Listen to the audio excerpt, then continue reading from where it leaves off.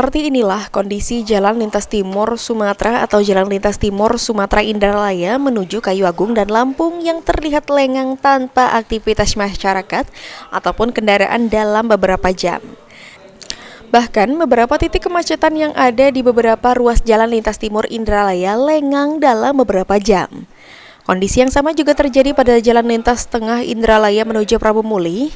Warga memenuhi masjid-masjid sejak pukul 6.00 waktu Indonesia Barat untuk menggelar sholat Idul Fitri 1446 Hijriah.